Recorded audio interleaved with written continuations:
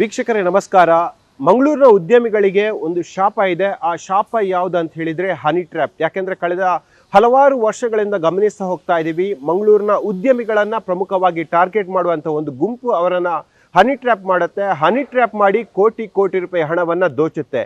ಯಾಕೆ ಈ ಪರಿಸ್ಥಿತಿ ಮತ್ತೆ ರಿಟರ್ನ್ ಆಗಿದೆ ಅಂತ ಹೇಳಿದ್ರೆ, ಈ ಬಾರಿ ಮತ್ತೊಬ್ಬ ಉದ್ಯಮಿಯನ್ನ ಹನಿ ಟ್ರ್ಯಾಪ್ ಮಾಡಲಾಗಿದೆ. ಬಹಳ ವ್ಯವಸ್ಥಿತವಾಗಿ ಹನಿ ಟ್ರ್ಯಾಪ್ ಮಾಡಲಾಗಿದೆ. ಬಹಳ ರೋಚಕವಾಗಿದೆ ಈ ಸ್ಟೋರಿ.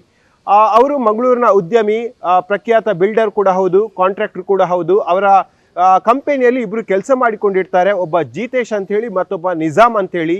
ಈ ಉದ್ಯಮಿಗೆ ಜೀತೇಶ್ ನಡುವೆ ಒಂದು ರೀತಿಯಾಗಿ ಸಲುಗೆ ಇರುತ್ತೆ. ಆ ಸಲುಗೆ ಯಾವುದು ಅಂತ ಹೇಳಿದ್ರೆ ಅದು ಸಲಿಂಗ ಕಾಮದ ಸಲುಗೆ. ಇವರಿಬ್ರು ಖಾಸಗಿ ಕ್ಷಣವನ್ನ ಕಳೀತಾರೆ.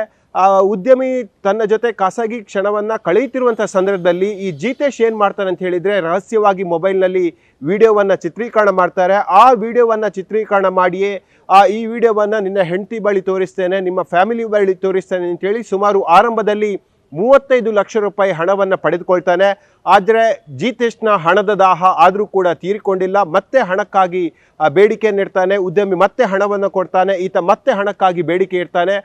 ಈ ರೀತಿಯಾಗಿ ಉದ್ಯಮಿಯನ್ನ ಪ್ರತಿದಿನವೂ ಹಣಕ್ಕಾಗಿ ಟಾರ್ಚರ್ ಮಾಡ್ತಾ ಇರುವಂಥ ಸಂದರ್ಭದಲ್ಲಿ ಬೇರೆ ದಾರಿ ಕಾಣದೆ ತನ್ನ ಆಫೀಸಲ್ಲಿ ಕೆಲಸ ಮಾಡ್ತಾ ಇರುವಂಥ ಮತ್ತೋರ್ವ ಉದ್ಯೋಗಿ ಆತ ನಿಜಾಮ್ ಅಂತೇಳಿ, ಆತ ಮಂಗಳೂರಿನ ಸದ್ಯಕ್ಕೆ ದಕ್ಷಿಣ ಕನ್ನಡ ಜಿಲ್ಲಾ ಯುವ ಕಾಂಗ್ರೆಸ್ನ ಪ್ರಧಾನ ಕಾರ್ಯದರ್ಶಿ. ತನ್ನ ಸೋಷಿಯಲ್ ಮೀಡಿಯಾದಲ್ಲಿ ಈಗಾಗಲೇ ಕಾಂಗ್ರೆಸ್ನ ಪ್ರಮುಖ ನಾಯಕರು, ಬೇರೆ ಬೇರೆ ಗಣ್ಯ ವ್ಯಕ್ತಿಗಳು ಸೇರಿದಂತೆ ಮಂಗಳೂರಿನ ಪೊಲೀಸ್ ಕಮಿಷನರ್ ಜೊತೆ ಕೂಡ ಇದ್ದಂಥ ಫೋಟೋವನ್ನು ಹಾಕಿದ್ದಾರೆ. ಸಾಮಾನ್ಯವಾಗಿ ನಿಜಾಮ್ನ ಪ್ರೊಫೈಲನ್ನು ಗಮನಿಸ್ತಾ ಹೋದರೆ ಈತೊಬ್ಬ ಗಣ್ಯ ವ್ಯಕ್ತಿ, ಮತ್ತೆ ಸಮಾಜದ ಎಲ್ಲರ ಜೊತೆ ಕೂಡ ಹೋಲ್ಡ್ ಇರುವಂಥ ವ್ಯಕ್ತಿ. ಈತನ ಬಳಿ ಯಾವುದೇ ಕೆಲಸವೂ ಕೂಡ ನಡೆಯುತ್ತೆ ಅಂತ ಭಾವಿಸಬೇಕು. ಅಷ್ಟರ ಮಟ್ಟಿಗೆ ಸೋಷಿಯಲ್ ಮೀಡಿಯಾದಲ್ಲಿ ಈತ ಶೋಕಿಗಾಗಿ ಹಲವಾರು ಫೋಟೋಗಳನ್ನು ಹಾಕಿದ್ದಾನೆ, ಹಲವು ರೀಲ್ಸ್ಗಳನ್ನು ಹಾಕಿದ್ದಾನೆ. ನಿಜಾಮ್ನ ಇದೇ ಪ್ರೊಫೈಲನ್ನು ನಂಬಿದಂಥ ಉದ್ಯಮಿ ನಿಜಾಮ್ ಬಳಿ ತನ್ನ ಸಹಾಯಕ್ಕೆ ಹೋಗ್ತಾನೆ. ತನಗೆ ಈ ರೀತಿಯಾಗಿ ಹನಿ ಟ್ರ್ಯಾಪ್ ಆಗ್ತಾ ಇದೆ, ಅಥವಾ ಆತ ಹಣಕ್ಕಾಗಿ ನನ್ನನ್ನು ಪೀಡಿಸ್ತಾ ಇದ್ದಾನೆ, ಹಣವನ್ನು ದೋಚ್ತಾ ಇದ್ದಾನೆ ಎಂಬ ಎಲ್ಲ ವಿಚಾರಗಳನ್ನು ನಿಜಾಮ್ ಬಳಿ ಹೇಳ್ತಾನೆ. ಆದರೆ ಇಲ್ಲಿ ಸಹಾಯ ಮಾಡಬೇಕಾದಂಥ ನಿಜಾಮೇ ಉದ್ಯಮಿನ ಹಣ ದೋಷಕ್ಕೆ ಆತನು ಕೂಡ ಈಗ ಸೇರ್ತಾನೆ. ಈಗ ನಿಜಾಮ್ ಮತ್ತು ಜೀತೇಶ್ ಒಬ್ರು ಜಂಟಿಯಾಗಿ ಇಲ್ಲಿ ಉದ್ಯಮಿಯಿಂದ ಹಣ ಕೀಳೋಕೆ ಆರಂಭ ಮಾಡ್ತಾರೆ. ಅಲ್ಲಿ ಅವರು ಕಟ್ಟಿರುವಂತಹ ಒಂದು ಹೊಸ ಕತೆ ಅದು ಎಂಬ ಪ್ರಹಸನ. ಯಾಕೆಂದ್ರೆ ಇಡೀ ಸ್ಟೋರಿಯಲ್ಲಿ ರೋಚಕ ಅನಿಸೋದೇ ಈ ಘಟ್ಟದಿಂದ.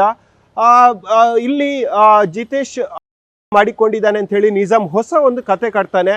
ಆ ಕತೆ ಕಟ್ಟೋಕೆ ಕಾರಣ ಅಂತ ಹೇಳಿದ್ರೆ, ಜಿತೇಶ್ ಮಾಡಿಕೊಂಡಿದ್ದಾನೆ, ನೋಟಲ್ಲಿ ನಿಮ್ಮ ಹೆಸರು ಬರ್ಕೊಂಡಿದ್ದಾನೆ, ಜೊತೆಗೆ ಆ ವಿಡಿಯೋಗಳು ಇಂತಷ್ಟು ಇವೆ ಅಂತ ಹೇಳಿ ಪೊಲೀಸರಿಗೆ ಹೇಳಿಕೊಂಡಿದ್ದಾನೆ. ಆ ಡೆತ್ ನೋಟಲ್ಲಿ ಎಲ್ಲವೂ ಕೂಡ ಉಲ್ಲೇಖ ಆಗಿದೆ ಅಂತ ಹೇಳಿ ಈತ ಸುಳ್ಳನ್ನು ಹೇಳ್ತಾನೆ. ಆದರೆ ಉದ್ಯಮಿಯನ್ನ ನಂಬಿಸೋಕೆ ಯಾರದ್ದೋ ಹಾಕಿದ ಫೋಟೋವನ್ನು ಉದ್ಯಮಿಗೆ ತೋರಿಸ್ತಾನೆ. ಜೊತೆಗೆ ಆ ನಂದಿಗುಡ್ಡೆಯ ಸ್ಮಶಾನದಲ್ಲಿ ಅಂತ್ಯ ಸಂಸ್ಕಾರದ ಕ್ರಿಯೆಯನ್ನು ಮಾಡುವಂಥ ಸಂದರ್ಭದಲ್ಲಿ ಇದು ಜಿತೇಶ್ ಇದ್ದೆ ಅಂತ ಹೇಳಿ ವಿಡಿಯೋ ಮಾಡಿ ಕೂಡ ಹಾಕ್ತಾನೆ. ಹಾಗಾಗಿ ಆ ಉದ್ಯಮಿ ಒಂದು ರೀತಿಯಾಗಿ ನಂಬ್ತಾನೆ, ಜಿತೇಶ್ ಸಾವನ್ನಪ್ಪಿದ್ದಾನೆ ಮಾಡಿಕೊಂಡಿದ್ದಾನೆ. ಆತನ ಡೆತ್ ನೋಟಲ್ಲಿ ತನ್ನ ಹೆಸರಿದೆ.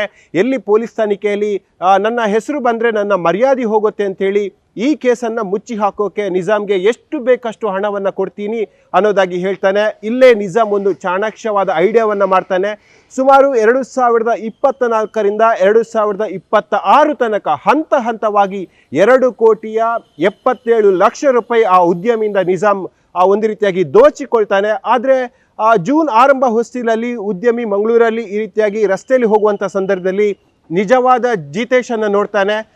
ಜೀತೇಶ್ ಸಾವನ್ನಪ್ಪಿಲ್ಲ, ಎಲ್ಲರ ಥರ ನಡುವಲ್ಲಿದ್ದ ರಸ್ತೆಯಲ್ಲಿದ್ದಾನೆ ಅನ್ನೋದ್ರ ಬಗ್ಗೆ ಆತ ಅರಿತುಕೊಳ್ಳುವಂಥ ಸಂದರ್ಭದಲ್ಲಿ ತನಗಾದಂಥ ಮಹಾಮೋಸ ಆತನಿಗೆ ಗೊತ್ತಾಗುತ್ತೆ. ನೇರವಾಗಿ ಉರುವ ಠಾಣೆ ಪೊಲೀಸರ ಹತ್ರ ಹೋಗಿ ತನಗೆ ಈ ರೀತಿಯಾಗಿ ಮೋಸ ಆಗಿದೆ, ಹನಿ ಟ್ರ್ಯಾಪನ್ನು ಮಾಡ್ತಾ ಇದ್ದಾರೆ ಎಂಬೆಲ್ಲ ವಿಚಾರವನ್ನು ಪೊಲೀಸರ ಮುಂದೆ ಹೇಳ್ತಾನೆ. ಇಲ್ಲಿ ಪೊಲೀಸರು ಮತ್ತೆ ಆ ಇಬ್ಬರನ್ನ ಕೆಡ್ಡಕ್ಕೆ ಕಡವುತ್ತಾರೆ. ಅವರನ್ನು ವಿಚಾರಣೆ ಮಾಡಿದಂಥ ಸಂದರ್ಭದಲ್ಲಿ ಉದ್ಯಮಿಗೆ ಈ ರೀತಿಯಾಗಿದ್ದಂಥ ಸಲಿಂಗ ಕಾಮದ ವಿಕೃತ ಆಸೆಯನ್ನೇ ಇಟ್ಕೊಂಡು ತಾವು ಹಣವನ್ನು ದೋಚಿರೋದಾಗಿ ಹೇಳ್ತಾರೆ. ಮಂಗಳೂರಿನಲ್ಲಿ ಇವತ್ತೊಂದು ಘೋರವಾದಂಥ ಕೃತ್ಯ ಬೆಳಕಿಗೆ ಬಂದಿದೆ. ಕಾಂಗ್ರೆಸ್ ಪಕ್ಷ ಮತ್ತು ಆ ಪಕ್ಷದ ಕಾರ್ಯಕರ್ತರ ಮನಸ್ಥಿತಿ ಯಾವ ರೀತಿ ಇದೆ ಅಂತ ಹೇಳುವಂಥದ್ದನ್ನು ನಮ್ಮ ಈ ಘಟನೆಯ ಮೂಲಕ ನಮಗೆ ಗೊತ್ತಾಗ್ತಾ ಇದೆ. ದೂರದಾರರು ಏನು ಹನಿ ಟ್ರ್ಯಾಪ್ ಮತ್ತು ಬ್ಲ್ಯಾಕ್ ಮೇಲಿಗೆ ಒಳಗಾಗಿರ್ತಾರೆ,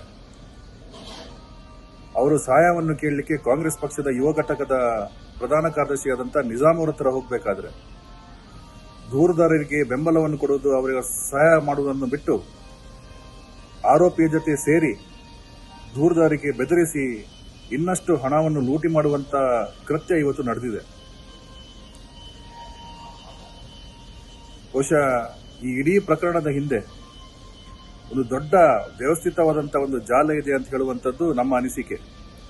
ಯಾವ ರೀತಿಯಲ್ಲಿ ಆ ಜಿತೇಶ್ ಅಂತ ಹೇಳುವಂತ ವ್ಯಕ್ತಿಯ ನಕಲಿ ಡೆತ್ ನೋಟ್ ಅನ್ನು ಇವರು ತಯಾರು ಮಾಡ್ತಾರೆ, ಯಾವ ರೀತಿಯಲ್ಲಿ ಜಿತೇಶ್ ಅವರ ಅಂತ್ಯ ಸಂಸ್ಕಾರದ ಪಿಕ್ಚರ್ಗಳನ್ನ ದೂರದಾರಿಗೆ ಕಳಿಸಿಕೊಂಡು ಅವರನ್ನು ಇನ್ನಷ್ಟು ಬ್ಲಾಕ್ ಮೇಲ್ ಮಾಡಿ ಇನ್ನಷ್ಟು ದುಡ್ಡನ್ನು ಲೂಟಿ ಮಾಡುವಂತ ಒಂದು ವ್ಯವಸ್ಥಿತವಾದಂತಹ ಸಂಚು. ಬಹುಶಃ ಈ ಜಾಲ ಇನ್ನಷ್ಟು ದೊಡ್ಡದಿದೆ ಅಂತ ಹೇಳುವಂಥದ್ದು ನನ್ನ ಅನಿಸಿಕೆ. ಇವತ್ತು ಕಾಂಗ್ರೆಸ್ ಪಕ್ಷದ ನಾಯಕರುಗಳು ನೈತಿಕತೆಯ ಬಗ್ಗೆ ಭಾಷಣವನ್ನು ಮಾಡ್ತಾರೆ. ಪ್ರಿಯಾಂಕಾ ಖರ್ಗೆ ಅವರು ಹಿಂದೂ ಕಾರ್ಯಕರ್ತರ ಬಗ್ಗೆ ಮಾತಾಡ್ತಾರೆ. ಪ್ರಿಯಾಂಕಾ ಖರ್ಗೆ ಅವರು ಮೊದಲು ತಮ್ಮ ಪಕ್ಷದಲ್ಲಿರುವಂತಹ ಕಾರ್ಯಕರ್ತರು ಯಾವ ರೀತಿಯ ಗೂಂಡಾಗಳಿದ್ದಾರೆ, ಯಾವ ರೀತಿಯ ಅಪರಾಧಿಗಳು ತಮ್ಮ ಪಕ್ಷದಲ್ಲಿದ್ದಾರೆ ಅಂತ ಹೇಳುವಂಥದ್ದನ್ನು ಮೊದಲು ತಿಳ್ಕೊಳ್ಬೇಕಾಗಿದೆ. ಇವತ್ತು ಪೊಲೀಸ್ ಇಲಾಖೆ 2 ಅಪರಾಧಿಗಳನ್ನ ಬಂಧಿಸಿದ್ದಾರೆ. ನಾವು ಅವರಿಗೆ ಅಭಿನಂದನೆಗಳನ್ನು ತಿಳಿಸ್ತೇವೆ. ಆದರೆ ಈ ಪ್ರಕರಣವನ್ನ ಇದರ ಹಿಂದೆ ಯಾವುದೆಲ್ಲ ಪ್ರಭಾವಿ ವ್ಯಕ್ತಿಗಳು ಅವರ ಪಾತ್ರ ಇದೆ ಇದನ್ನೆಲ್ಲ ಬೆಳಕಿಗೆ ತರುವಂತ ಕೆಲಸ ಕಾರ್ಯಗಳನ್ನು ಮತ್ತು ಆ ಲೂಟಿ ಮಾಡಿದಂತ ಮೊತ್ತವನ್ನು ರಿಕವರಿ ಮಾಡುವಂತ ಕೆಲಸವನ್ನು ಪೊಲೀಸ್ ಇಲಾಖೆ ಮಾಡಬೇಕಂತ ಹೇಳುವಂತದನ್ನ ನಾವು ಇವತ್ತು ಆಗ್ರಹವನ್ನು ಮಾಡ್ತಾ ಇದ್ದೇವೆ. ಮತ್ತೆ ಯಾವುದೇ ರೀತಿಯ ಪ್ರಭಾವಕ್ಕೆ ಒಳಗಾಗಿ ಈ ಪ್ರಕರಣವನ್ನ ಹಳ್ಳಕ್ಕೆ ತಳ್ಳುವಂತ ಕೆಲಸವನ್ನು ಮಾಡಿದ್ರೆ ಭಾರತೀಯ ಜನತಾ ಪಾರ್ಟಿ ಯುವ ಮೋರ್ಚಾ ಉಗ್ರವಾದಂತಹ ಪ್ರತಿಭಟನೆಯನ್ನು ನಾವು ಮಾಡ್ತೇವೆ ಅಂತ ಹೇಳುವಂತ ಎಚ್ಚರಿಕೆಯನ್ನು ಕೂಡ ಈ ಸಂದರ್ಭದಲ್ಲಿ ನಾನು ಕೊಡ್ಲಿಕ್ಕೆ ಬಯಸ್ತಾ ಇದ್ದೇನೆ. ಸದ್ಯಕ್ಕೆ ಆ ಇಬ್ಬರನ್ನ ಕೂಡ ಪೊಲೀಸರು ಬಂಧನ ಮಾಡಿದ್ದಾರೆ. ಅವರಿಗೆ ಈಗ ನ್ಯಾಯಾಂಗ ಬಂಧನವನ್ನ ವಿಧಿಸಲಾಗಿದೆ. ಅವರು ಬೇರೆಯವರಿಗೆ ಯಾರಿಗಾದ್ರೂ ಮೋಸ ಮಾಡಿದ್ರ ಅಥವಾ 3ನೇ ಪಾಲುದಾರ ಇದರಲ್ಲಿ ಇದಾರ ಅನ್ನೋದ್ರ ಬಗ್ಗೆ ಪೊಲೀಸರು ಕೂಡ ಸಮಗ್ರವಾದ ತನಿಖೆಯನ್ನ ಮಾಡ್ತಾ ಇದ್ದಾರೆ.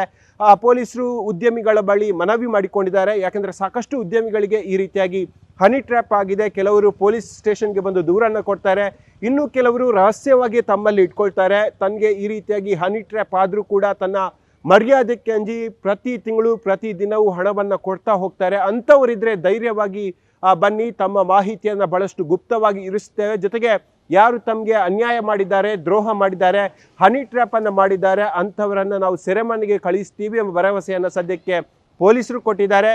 ಮುಂದೆ ಎಷ್ಟು ಮಂದಿ ಉದ್ಯಮಿಗಳು ಹೊರಗೆ ಬರ್ತಾರೆ, ತಮ್ಗೆ ಆಗ್ತಾ ಇರುವಂತಹ ಅನ್ಯಾಯವನ್ನು ಹೇಳ್ತಾರೆ ಅನ್ನೋದನ್ನ ಕಾದು ನೋಡಬೇಕಾಗಿದೆ. ವೀಕ್ಷಕರೇ, ಇದು ಇವತ್ತಿನ ನ್ಯೂಸ್ 18 ಡಿಜಿಟಲ್ನ ವಿಶೇಷವಾದ ಕಾರ್ಯಕ್ರಮ. ಮುಂದಿನ ಬಾರಿ ಮತ್ತೊಂದು ಸುದ್ದಿಯೊಂದಿಗೆ ನಿಮ್ಮ ಜೊತೆ ಹಾಜರಾಗ್ತೀನಿ. ಅಲ್ಲಿ ತನಕ ಎಲ್ಲ ಡಿಜಿಟಲ್ ಪ್ಲಾಟ್ಫಾರ್ಮ್ಗಳಲ್ಲಿ ನ್ಯೂಸ್ 18 ಫಾಲೋ ಮಾಡ್ತಾ ಇರಿ ಅಂತ ಹೇಳುತ್ತಾ ಈ ಕಾರ್ಯಕ್ರಮವನ್ನು ಮುಗಿಸ್ತಾ ಇದ್ದೀನಿ. ಜಾಲ ನಮ್ಮದು, ಬಲ ನಿಮ್ಮದು. ನಿರ್ಭೀತ, ನಿಷ್ಪಕ್ಷಪಾತ, ವಿಶ್ವಾಸಾರ್ಹ ಸುದ್ದಿಗಳಿಗೆ ಮತ್ತೊಂದು ಹೆಸರಾಗಿರುವಂತ ನ್ಯೂಸ್ 18 ಕನ್ನಡ ಈಗ ಆಪ್ನಲ್ಲೂ ಲಭ್ಯವಿದೆ. ದಯವಿಟ್ಟು ಇಲ್ಲಿರುವಂತ QR ಕೋಡ್ ಸ್ಕ್ಯಾನ್ ಮಾಡಿಕೊಂಡು ಆಪ್ ಡೌನ್ಲೋಡ್ ಮಾಡೋದಕ್ಕೆ ಮರಿಬೇಡಿ. ನಿಮ್ಮ ಬೆಂಬಲ ಹೀಗೆ ಸದಾ ನಮ್ಮೊಂದಿಗಿರಲಿ. ಧನ್ಯವಾದ.